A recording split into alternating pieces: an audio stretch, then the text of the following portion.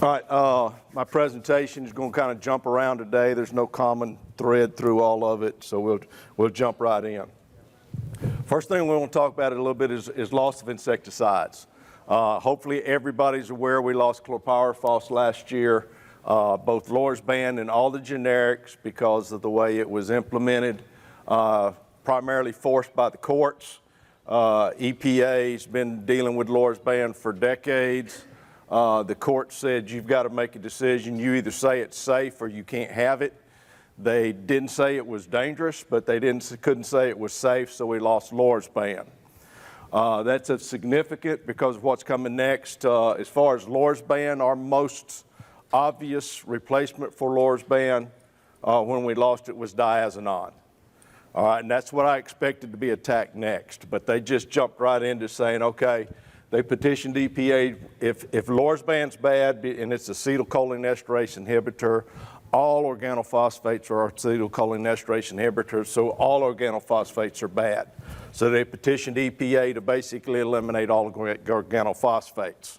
My opinion is that the data is probably not going to support that, so EPA is probably going to not grant that, but they'll immediately get sued. There's absolutely no doubt about that. They get sued on a constant basis anyway. They're kind of used to it. If that goes to the courts, or if EPA does follow through and say, okay, we're going to eliminate all organophosphates, I will assure you the next step will be the carbamates, because all carbamates are organophosphate inhibitors as well. So this is something we're going to have to watch very closely. We're going to lose, if you get into the carbamates, you're going to lose things like vidate. And I don't know how we're going to produce peppers in South Georgia or Florida without vidate. So we're going to have to watch this and see what happens. The other thing is Endangered Species Act. Stanley will talk a little bit about that as well. He knows a lot more about it than I do, but this is something you need to be following. If you're not familiar with what's going on with that, you need to find out and follow it because it's going to impact everything we use. Endangered Species Act is not new. It's what, 1973? But the enforcement of it, as far as pesticide registration and the strict enforcement of it, is kind of forced by the courts as well. It's having huge impacts, or potentially huge impacts. They're dealing with it right now in herbicides primarily, because the herbicides that they're dealing with had a conditional registration that had to be renewed. Everything that we use has to be renewed periodically. So everything we use is going to be subject to this new scrutiny eventually. So what happens with the Endangered Species Act, how we're able to maintain registrations, you need to keep up with that. That's probably the greatest threat to availability of pesticides we have right now. As far as new insecticides, we really don't have, I'm not aware of any new active ingredients for the most part as far as synthetic products. There are some new premixes. My opinion on premixes, most people know I think if you don't need two insecticides, don't use two insecticides. If it fits your situation, it's good. The assumption is that if you put out equal amounts of active ingredient of a product and the premix has got that amount, it should work the same. So that's the premixes. Looking down the pipeline, and I've got near term on there with a question mark simply because, like the BASF product we were hoping to have a year ago. Endangered Species Act, honeybee, pollinator protection, all of that is causing problems with getting registrations as well. All these new products have to go through Endangered Species Act scrutiny.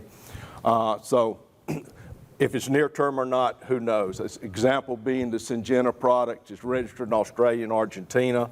All the data's been submitted to EPA.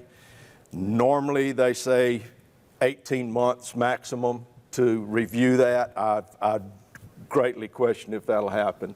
But hopefully we're looking at these in the near term.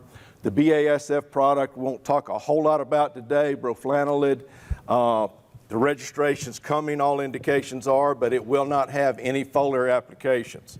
Most of the work I've done with it is foliar. It's a broad spectrum product, very good, but we're not going to be able to use it foliarly.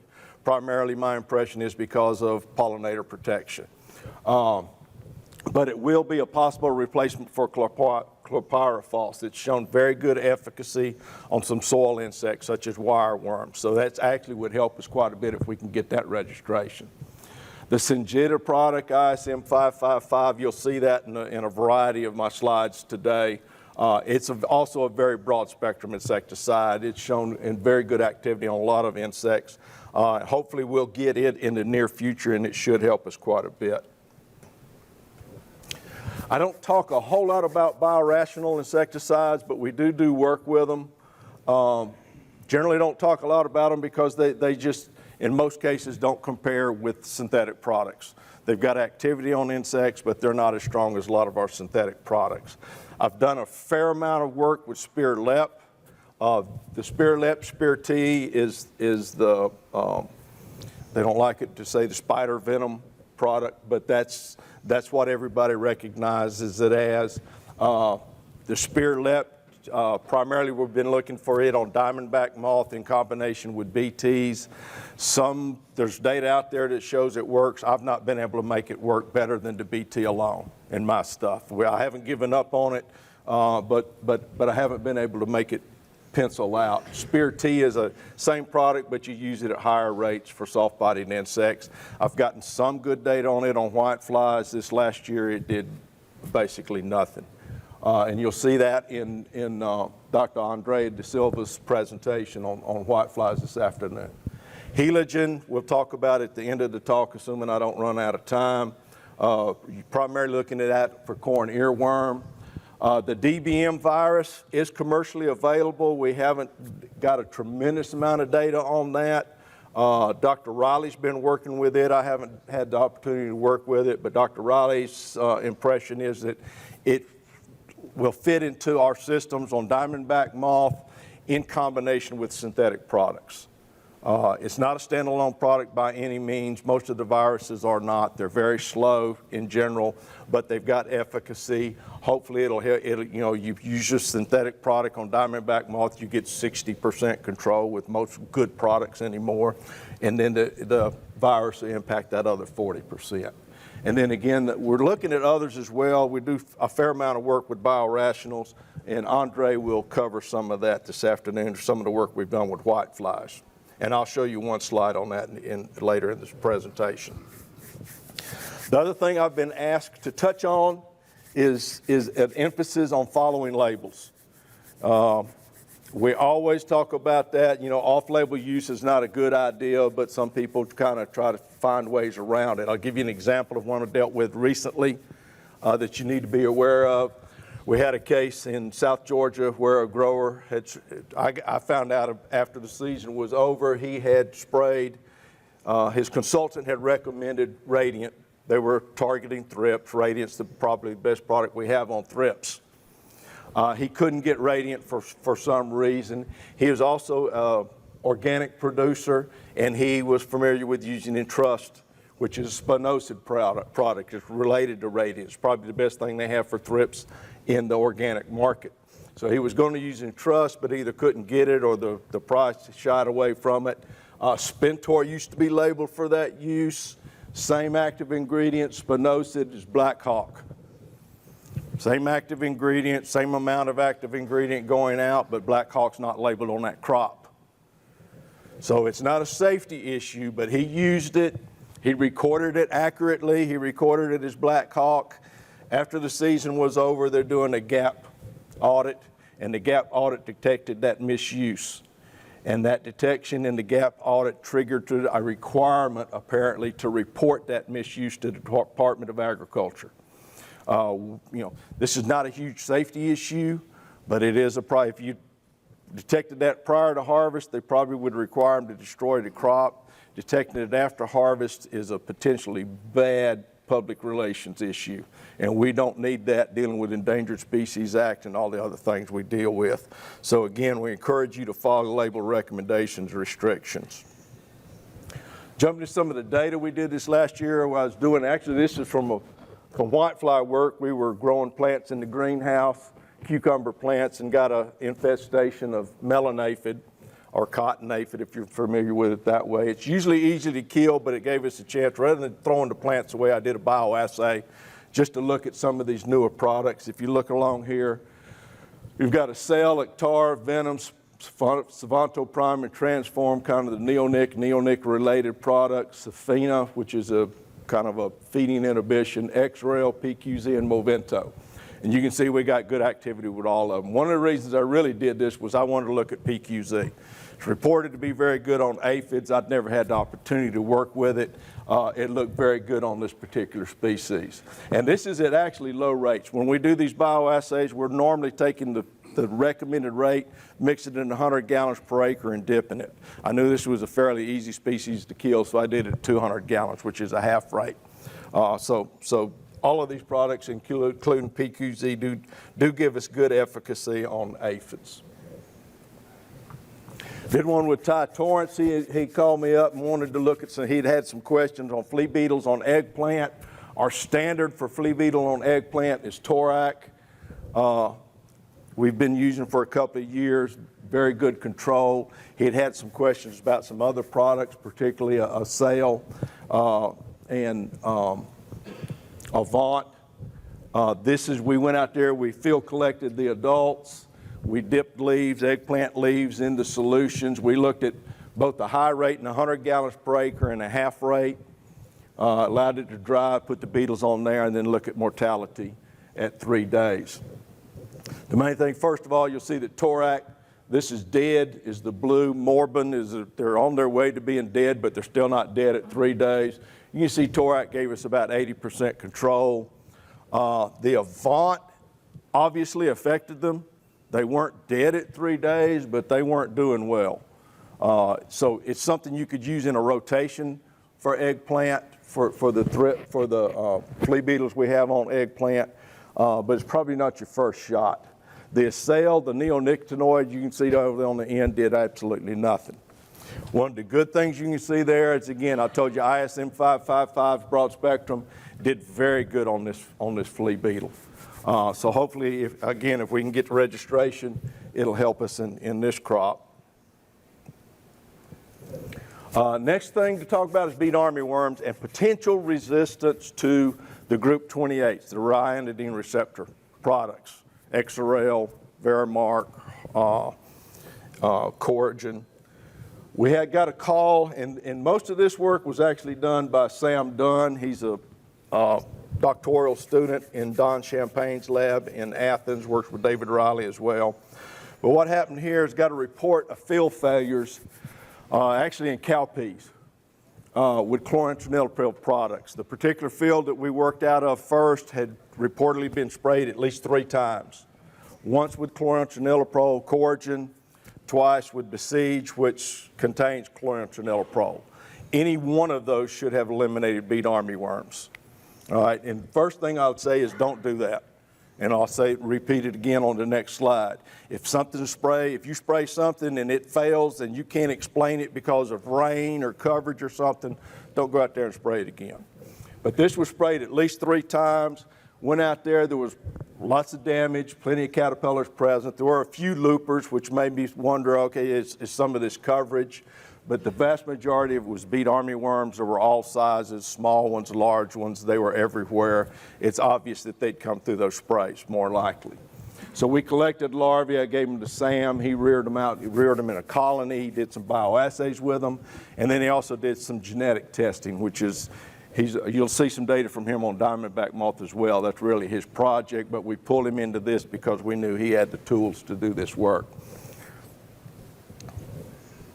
And he has worked with multiple populations of beet armyworms as well. First of all, looking at the bioassays on the upper left-hand side, you can see the red is the live, and you can see Coragen, XRL, Harvana, all 3 of those did not perform, did not kill the beet armyworms in that population. The upper right-hand population is a different population, Coragen XL. Worked a little bit better there, but not nearly as well. Then if you look at the bottom one, dead is blue. We obviously killed that population. So we've got some resistant populations, but we've got susceptible populations as well. Looking at the genetics of that, if you go in there and you look for mutations, he looked for 3 or 4, is David in here, 3 or 4 different mutations that are known to cause resistance to the ryanodine products. He found one in that population from cowpeas. If you look at the codon here, ATA in a susceptible population, it's all ATG in that resistant population, and that mutation causes a change in the ryanodine receptors so that those ryanodine products just don't work on that insect anymore. So we've got resistance, we've got the genetic basis for it, obviously. All right, so what we learned, we do have resistance in Georgia. It's the first resistance in beet armyworm recorded in the United States to the group 28 insecticides. It's been detected in multiple populations, but we really do not know how widespread this is.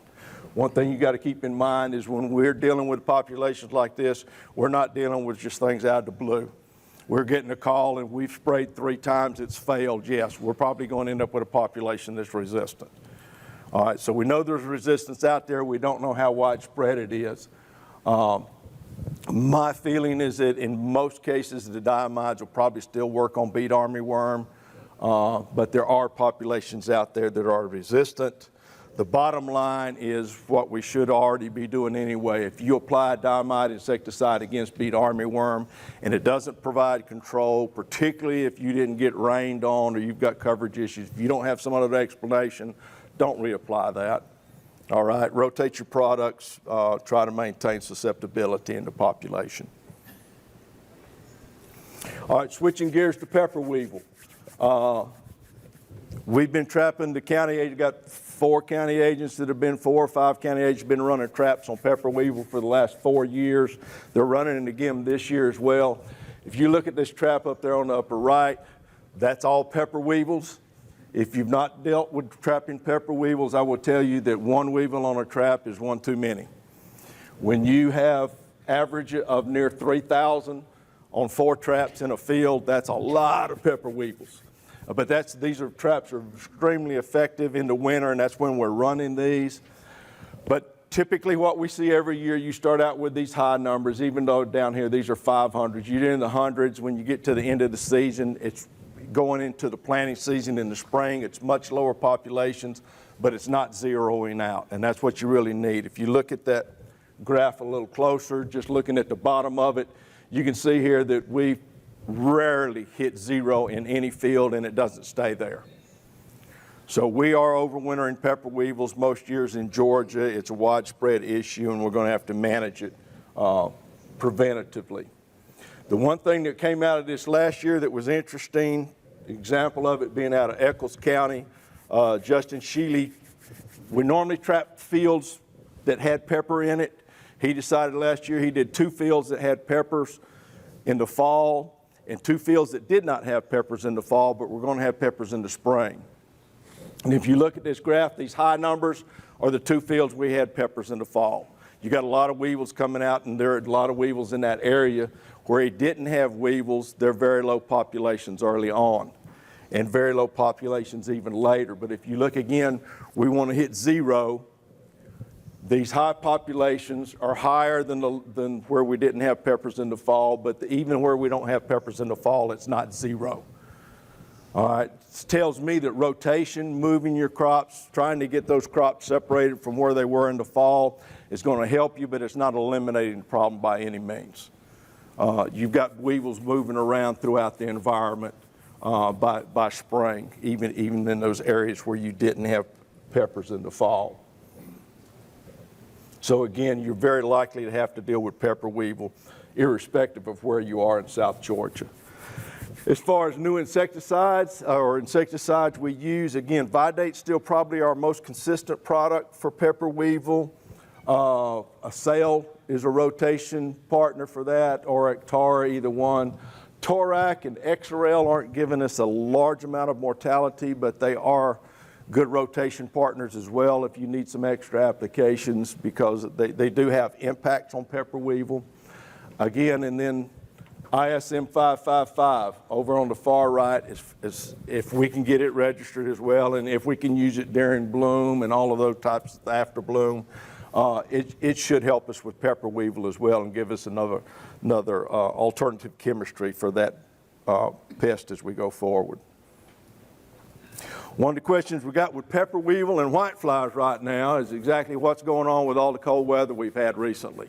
Is it likely to impact those populations? And if you look at it, this is just looking at since 2016-17 winter, since we've had problems with pepper weevil, the low temperatures in Tifton, because that's where I live, so that's where I looked, over the last 7 years, and that in the circle is that recent cold snap.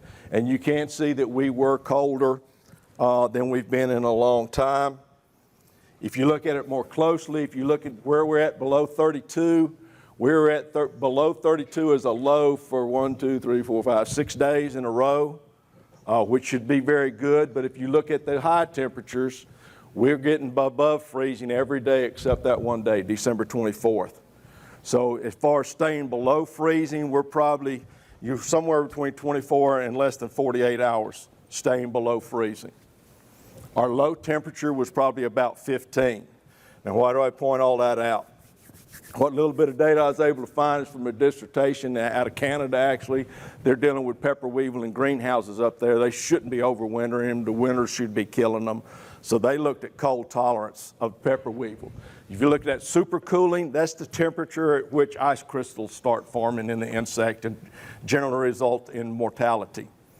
And for adults, they survive 23 degrees Fahrenheit for an hour, 100% mortality basically at 5 degrees. Now, we didn't get down to 5 degrees, but if you look at all their data, they estimated that the LT90, the temperature that'll kill 90% of them if you're there for an hour, is as low as 6 degrees if those weevils have been conditioned for cold temperatures. If they came out of warm temperatures and they freeze, it's 15 degrees, which is about what we hit. And we were warm prior to this, so hopefully our weevils weren't conditioned. Hopefully we got a fair amount of mortality. We'll find out in the next 2 weeks probably, because the agents will be running pepper weevil traps the next 2 weeks in January. They'll run them 2 weeks in February, and they'll run them all March as well. So we'll find out exactly what happened. As far as the length of the cold, you see there 32 degrees for extended period to kill 50% of the weevil took 6 days.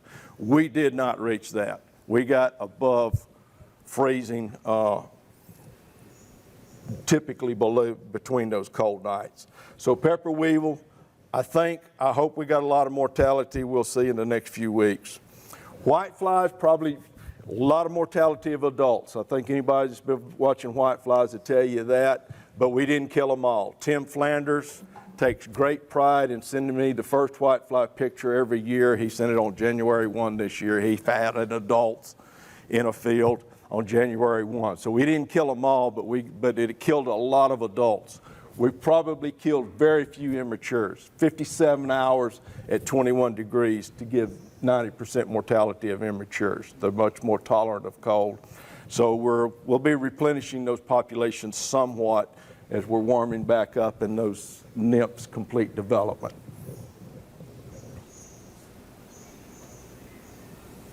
Whitefly, while we're on, I'm not going to talk about insecticides a whole lot on that on the next slide, but whitefly pressure this last year was high in August. It wasn't nearly as high as I thought it was going to get when we were in July.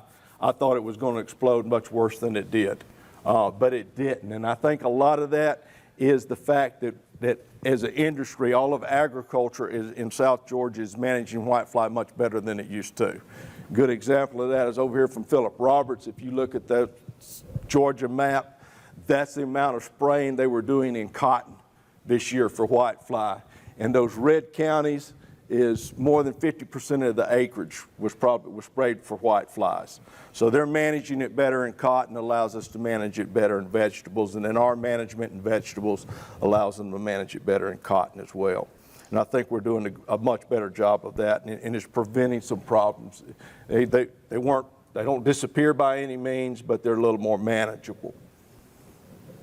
Again, I'm not going to talk about insecticides for whiteflies because I'm giving a 25-minute presentation on that this afternoon, and there's other presentations as well. So if you want to hear a little more about that, you can come back this afternoon. Can't talk about insect problems in Georgia without talking about diamondback moth. This is some of Sam Dunn's data as well.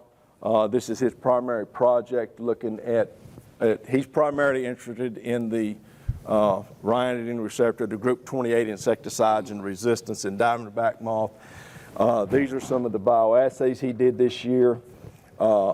Same as we see for a number of years now. It depends on your population as to what may work. Frequently it's going to be Radiant, Proclaim, maybe Torac. They bounce around. Dibrome and Lanate bounce around. Avant bounces around field by field. The one thing that has been pretty consistent for the last 2 or 3 years is that Coragen, XRL, and Harvanta do not work well on our diamondback moth. That resistance seems to be very widespread, and it's not one that decreases over time very rapidly. It's widespread and fairly consistent. Looking down the road, what would look good, hopefully for us as well. 2 things on this slide I want to point out. One, I was on a meeting this last year where in Hawaii they indicated the Movento was one of their better products now for diamondback moth, which I didn't realize it had any activity on caterpillars. So I looked at Movento in this slide, and those are the green lines. Did not get real good results with Movento. It's got some activity, but I really don't look at it as being a diamondback moth product. The other thing that is of real interest here is ISM 555. The dark blue line is the high rate, the light blue line is the low rate. Gave very good control of diamondback moth. So this is another one where if we can get that product registered, I think it'll help us a lot. And it's not only diamondback moth, this is the same test, but this is all caterpillars. It's basically diamondback moth and imported cabbage worm. So that added separation you see is imported cabbage worm control. And the ISM 555 did very well on imported cabbage worm as well. So again, we're hoping to get that registration, and it's a broad spectrum product. I think it'll help us with a lot of pests. Thrips, threw this in there. Nothing is great on thrips. I think everybody knows that. The goal line in there is Radiant. It's kind of the standard. It gave me a chance, I did this test, it gave me a chance to look at Torac at a couple of rates, which I've not done a lot of work with it on thrips. And again, ISM 555. And it doesn't separate from the standard. Stanley gives me a hard time sometimes about, well, you can't tell which line is which. Well, that's the point in this case. They all look very similar. Torac worked as well as Radiant in this particular test, as did ISM 555. The Camigra, if you're interested, is not going to be available. That's the broflanilid from BASF. These are foliar applications and not going to be allowed, but it was in this test. And then some of Dr. Riley's data, different species of thrips, different crop on onions. Again, Radiant's kind of our standard for most thrips. ISM 555 at the low rate, and you see a little bit better efficacy at the high rate. So it is going to be a thrips product for us as well. Last thing on thrips I want to make sure everybody's aware of is there a new pest species of thrips in Florida, primarily in South Florida right now. Hopefully it'll be like thrips palmy and stay down there. But a lot of stuff that's in Florida tends to move up this way. I'm not even sure how to pronounce it, but I say thrips parvispinus. It has a very broad host range. It's on a lot of crops, a lot of ornamentals, but where they're reporting most of the damage is in pepper and eggplant. They say it's hard to detect because it's smaller than the thrips we're used to. It's probably 2/3 the size of a western flower thrip, so it's a smaller thrips. The main thing when I had them send me some samples so I could see what they looked like. I wanted to actually see the size and the coloration. And the thing that stood out with me, first of all, you do have males. That's the one on the right there. Kind of hard. It's going to be hard to distinguish from some other things. But the females, if you look at that, there's a variety of characteristics that stand out. But the one that's easiest under minimum magnification is that the head and thorax is light colored and the abdomen is dark. Most of the thrips we deal with are either uniformly straw colored or uniformly dark. So if you see a thrips, small thrips, and you've got that light color, dark color, you know you've probably got this new species. And the damage over there on peppers, you can see on the far right, looks like, to me, it looks like broad mite damage. It could be physical damage. There's a variety of things. So you're going to have to, if you see that, look for the thrips and see if that shows up in Georgia, we need to know about it. Last thing I want to touch on is corn earworm. This is a potential issue we've been following for a lot of years. Cotton people have been following it for decades, and that's potential pyrethroid resistance. This is the adult vial testing Philip Robert does every year. This is going from 2006 to 2022.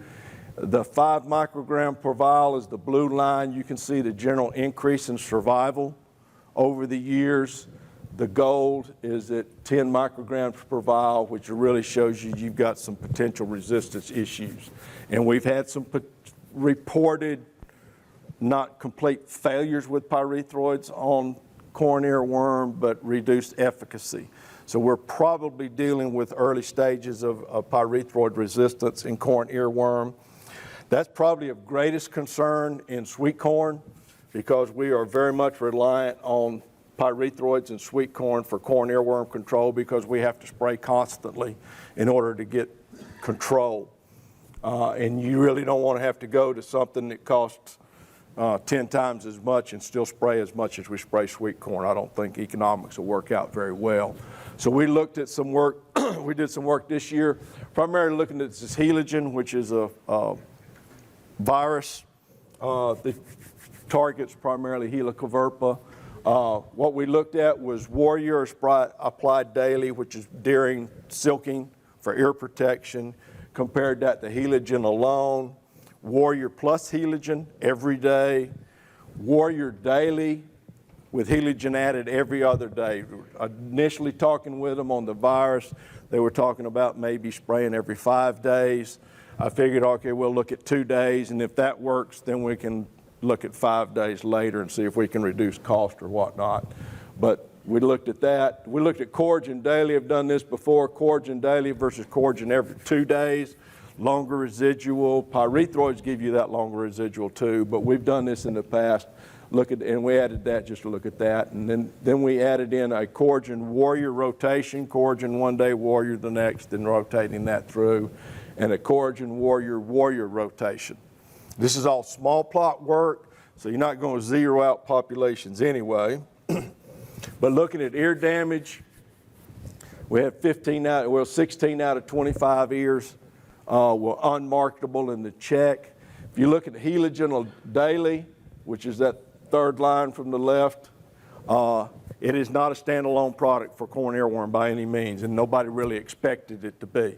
But we put it in there. You can see that it does provide some control, but it's not standalone.